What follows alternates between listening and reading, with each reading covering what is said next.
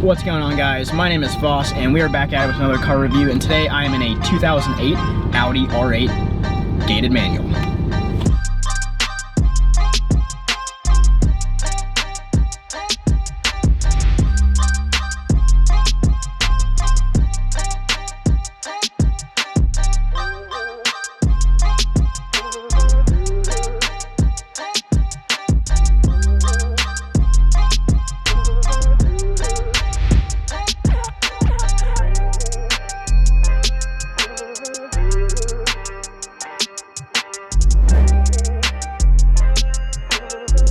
If you're here and you're new and you're here for the first time, thank you for stopping by.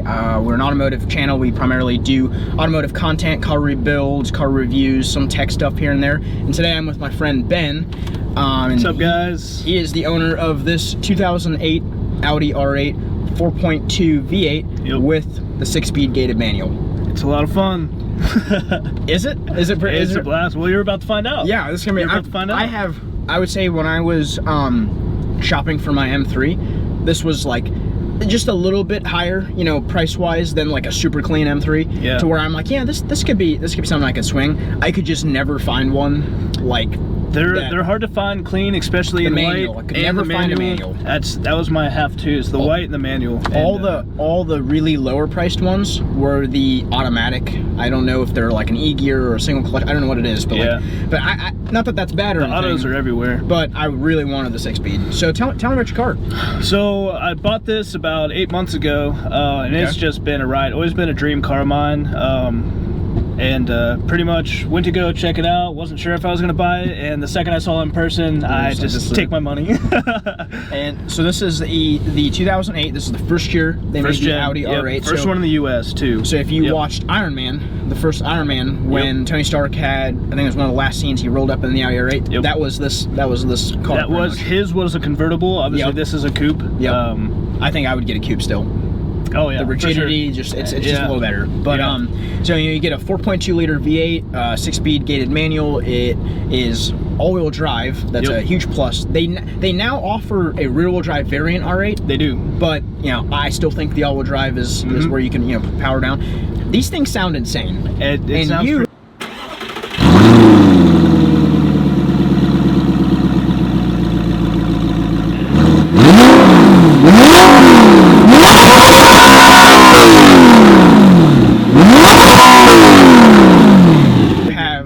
aftermarket exhaust, right? You want to talk about that? Yeah, so this one, actually when I bought it, had the F1 titanium exhaust. Okay. And it has a baffled valve too, so when you're coming home late at night, you can actually shut it down, and it just sounds like an A4. You can click, just like valve. Yeah, I have a remote. Okay, perfect. And so you just click it, unlock or lock, and so you're coming home late, you can shut it off. You're going out to have some fun with friends on a Friday night, and you just let it rip. So we'll have to start it in closed mode. Okay. And then I'll open it up and then see inside the car. Difference. Yeah, there's a big difference. Sounds. But other than that, I mean, when this ccame out, it was kind of like almost mind-blowing, because you had the Gallardo, which was the big brother, right? But that was a 5.2 liter V10, and that was a Lamborghini. And then Audi, you know, when Audi came in to kind of take over Lamborghini and stuff, they decided, shoot, we can just start sharing the platform a little more. And then they came out with this first, and later on you could get this in a V10 as well. But you know, did you specifically want the V8? And if yes, just share a little bit more. Yeah, so to be honest, I really wanted a Gallardo, and I started looking into them. And a buddy of mine, my friend Jake, was like, "Dude, you should check out the R8s, because that's always been one of his cars." And I was like, "All right, well, so we'll go look." So I started looking at the service side of things, and servicing these is just your typical Audi services with a little twist, but generally speaking, much more affordable. Parts are readily available, and you don't need a ton of specialty tooling, which really turned my ear into these. Then, so looking at the V10s, I really couldn't find the V10 manuals in a white, somewhat in the Midwest region. So I found this V8 that needed some work, went to go look at it, and here we are. What's the, this is not purely stock because of the exhaust stuff, but what like numbers, horsepower, torque, what are we looking at in this? I think from the factory, these are like 450 crank, 400 wheel. This one has the F1 titanium exhaust and it's tuned, so it's probably like 420-ish horse. Enough to have fun on the street, but in a straight line, I mean, you get your doors blown off by most anything modern. You have a tick over 35,000 35,000. What did you buy it with? I bought it at 29. I've had it for 8 months. I put 6,000 miles on it. I drive the crap out of it. It's not my daily. This is just a fun car, but every Friday I try and drive it, and pretty much every weekend too. So when these came out in 08, they were around 100-ish, I think somewhere in that 125 range. Yeah. But like, so, you know, to put in perspective, a Gallardo was like 185 to 215. Yeah. So when this came out in that price range, almost at that Porsche 911, like 911 turbo price range, it was a huge hit because for a lot of people, you know, just because you can afford 100,000 doesn't mean you can afford 215,000. So this was like a big appeal for somebody who wanted to kind of get their feet wet. And this is by all means a supercar. I don't care what anyone says. People are like, this is not a supercar. This is a supercar. It's got the supercar looks. You know, so like it was a huge appeal. And now that we're in 2020, it's been 12 years. It's aged very well. It still looks amazing. Like I see these on the road, and half the time I don't know if it's an 08 or a 12 or like they look so good. Yeah. But you know, you've had this 8 months and you put 6,000 miles on it, and it being now 12 years old. Talk to me about the maintenance. Talk to me about how it's been. Has it been super expensive to deal with? Surprisingly, this has been one of the most affordable, fun cars I've owned. And I say affordable, relatively speaking. So when I bought it, it needed a suspension, which is super common on these cars. So I swapped it all out with coilovers. Tires, you know, I'm at 6,000 miles on my brand new Michelins. I probably have 4,000 miles left, and I'll put a new set on. I also drive my cars really hard, so that's kind of relative. I track it. I do some autocross, Sunday fun day stuff. Maintenance wise, I mean, there's 4 drain plugs, 12 quarts of oil, and there's a bunch of shields. So I mean, it takes you half a Saturday to do it. Is this something you can do yourself? Yeah, you know, if you have your basic hand tools and you can watch some good YouTube videos, there's a ton of information on these. I did the suspension swap myself, did the brakes, did the tires, and all the fluid maintenances I did myself. Now I do have access to a rack, so that made life much easier. Overall though, I mean, if you do some research online, you'll find that the front frames actually had some issues with cracking, just the way that the structure was made.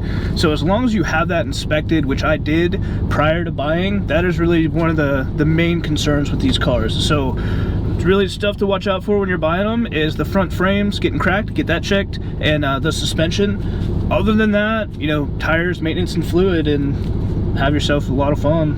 So I mean, this has been a great car. So it sounds like it's been very reliable, which is extremely reliable. And you know, these V8s, they sound good with an exhaust. So I don't know how this was never stock in terms of, you know, like when you got it, but like these stock sound okay. Like they have an interesting tone to them, but then as soon as you drop that exhaust on them, like it's like a whole different animal. So I'm really excited to get out here on the road. So I'm gonna stop talking now and let's get on with the drive. Let's go have some fun. Here's my first. Oh yeah, I love this. Already. I can that feels good. I've not been in one of these, so I'm very, very The gated excited. is it's tons of fun to drive. It's just so mechanical. Okay, this clutch feels different. Yeah, like not bad, just different. It releases kind of high too. Yeah, it does. You get used to it.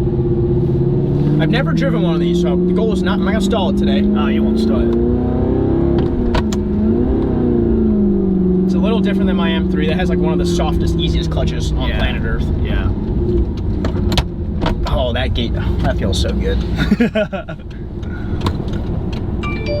And this has anti-roll assist. Yeah, I saw that. You let off the clutch, and it won't roll back on you at all. It's really weird when you first drive it, and then once you get used to it, I mean, it's much different. Oh yeah, that I love the gated manual. That is like something I've missed and have like I've never had a car like I've never had a supercar, so like usually you don't get gated manuals in like sports cars and stuff. Yeah, it's just it's the coolest thing.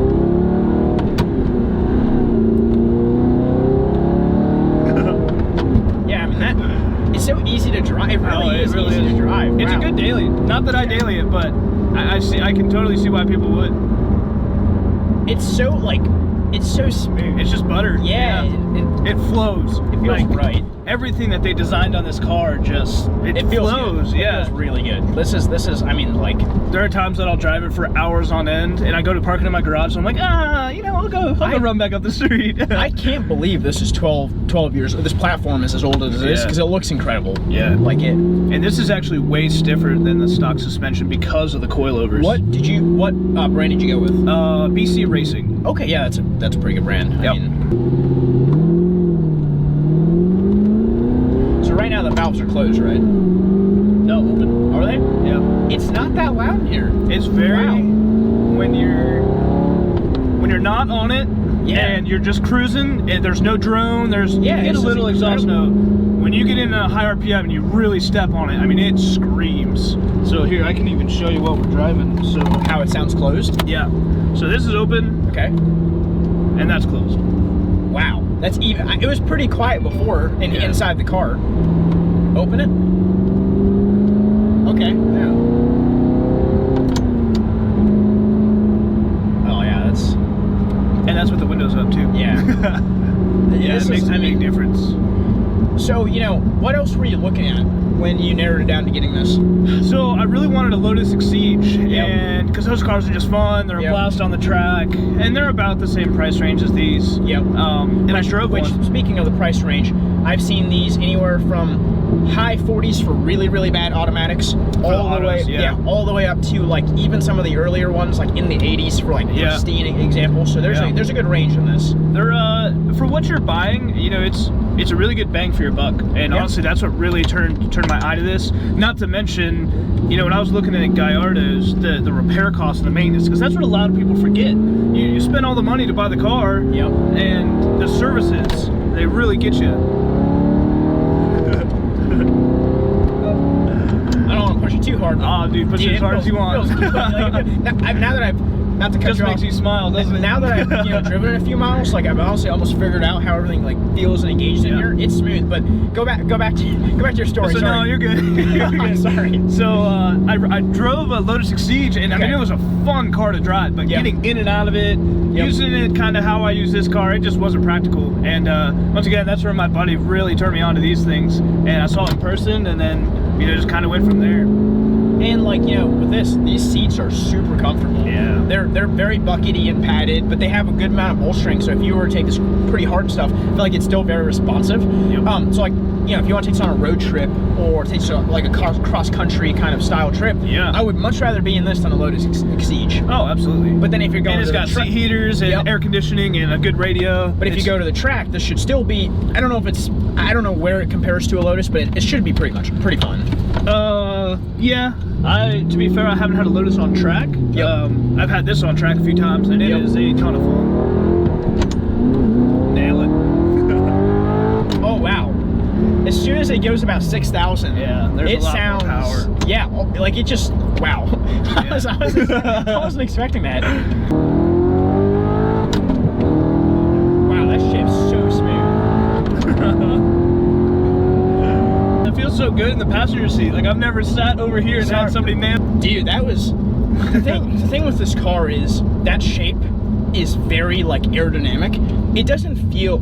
Obviously, we don't speed on the road. We don't do that. No, that's the speed limit. We go 55 on the road. But when you're in a car like this, it's so like well balanced. When you're going in the speeds, you just don't realize how fast you're going until you look down and you're like, oh, whoops. Yeah, I didn't realize that. Yeah, 55 felt pretty fast there. 55 felt really good there. But I mean, so you really on the Exige. Was there anything else that you had considered, or was it pretty much I want an R8? The Gallardo and the Exige. That's kind of what I was looking at, and then like you said, once again, my buddy was like, dude, check out the R8s, and then I was just sold from there. And I still am. I don't think I will ever sell this car. I don't. And I even looked at the new ones. Okay. I'm glad you got a manual. Oh, you have to. You have to. And I personally like the cosmetic side of these over the new ones. Yeah. I think they look better. I do. The new ones. Okay. So the other thing. This is my opinion. So don't roast me if you disagree. But when these came out, at that like lowish 100, you know, that like 100, 120, 130 range, this was such an appealing vehicle because it's like, wow, I can get something that looks like this. Because not ever the 911s were a hit or miss, the body style for people, but now an R8's like 200 something. Yeah, like it's no longer the sticker price on a 2020 is $225. Yeah, I mean I'm pretty sure a Huracan's right around there. Yeah. So like it's no longer, because now they're almost identical, like in a lot of the regards. So this isn't you don't buy this because you couldn't afford the Huracan. Now an R8 is almost the exact same thing, and that's almost a turnoff for me because it's like I like that this could do so much at that price point. Yeah, like when it was new. Nail it, nail it, nail it, nail it.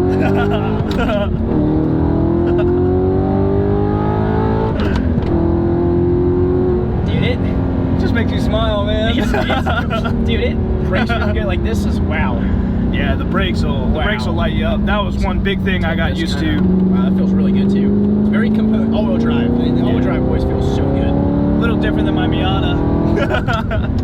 I went from a 93 Miata to this thing. Really? Yeah. That's a pretty big step up. You know, well, honestly, I learned a ton from driving a Miata. Really? And so many people aren't huge Miata fans. And I'll be honest, I kind of wasn't at first. Yeah. And then I drove one, and I was like, dude, this is awesome. You get to learn how to work on stuff. You know, they're fun to work on, they're cheap, and they are a blast to really take around the corners and take up the Hocking Hills, which is around here, and stuff like that. So... well, guys, that's going to wrap up this review. Ben, thank you so much for letting me... You're welcome, man.